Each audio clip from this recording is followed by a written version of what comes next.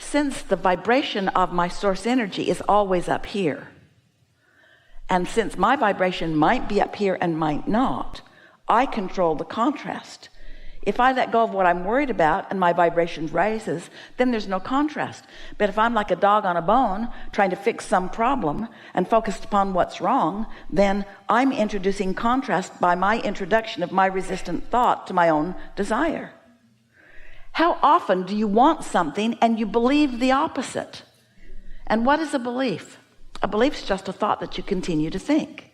And why do you continue to think that thought? Because law of attraction keeps it active. So how do you get around that? There are a couple of ways. You could meditate, which means quiet your mind, which means the resistant thought subsides and then your vibration rises. Or you could daydream or appreciate, or you could get a lobotomy. You see, Esther's trying to decide whether she should ask them to tear a big hole in the roof and put big support beams into the roof that should have been there that have never been there, and shore that roof line up and shore those smokestacks up. Or what's the path of least resistance, to shore it up or to take the smokestacks down? And what we want Esther to understand is that those are not questions that she should be asking right now, because nothing about any of those questions does anything other than introduce extreme resistance into her equation.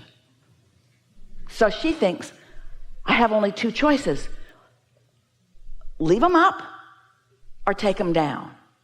We say, no, there's another one. Don't think about it. That's so hard. It seems like I should think about it. It seems like I'm responsible. It seems like I should think about it.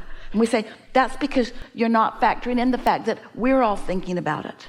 You don't feel supported and guided. You don't trust that the universe is dealing with this. You haven't seen, you're not looking right now at the sequence of events that's even brought this to your attention. In other words, you're forgetting the well-being of your life experience, and you're choosing to be responsible and do the right thing. So choose this bad thought or this bad thought. There's no good scenario here. In either case, they have to make a big hole in the roof. In either case, they've got to bring a crane. In either case, great big beams have to be put into that roof line. In other words, it doesn't feel like there's any good choices from Esther's fearful place. But from our advantage point, they're all good places. Men get to play with a crane. They get to bring those cranes up there. They get to do things that they're good at doing. They get to figure stuff out. They get to work on this awesome house. They get to make a lot of money doing it. They get to please Esther. You see what we're getting at? You got to decide that you want to feel good, and then find the thoughts that do feel good. And how do you know what thoughts feel good if there aren't any thoughts that don't feel good? Without resistance, how would you know? If your inner being weren't thinking a thought that is different than the thought that you're thinking, you couldn't even have negative emotion. Stay with that for a moment.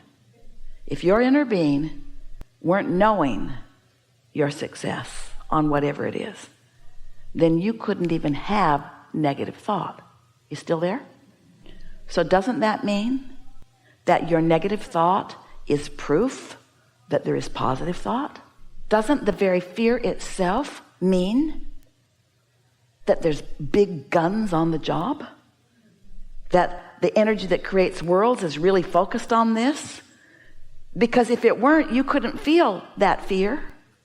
You see what we're getting at?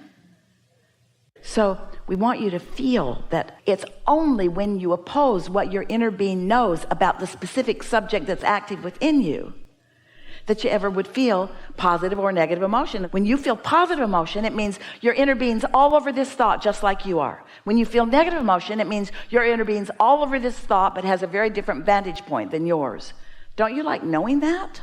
Do you feel blessed enough to let yourself feel good?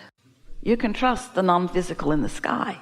You can trust your non-physical counterparts. You can trust the worthiness of your being. You can trust the blessedness of your being. You can trust that things are working out for you. You can just decide whether you want to help or hinder. We just want you to get out of the way of the well-being that's happening on your behalf. We want you to be less involved in fixing things and more involved in trusting that well-being is happening.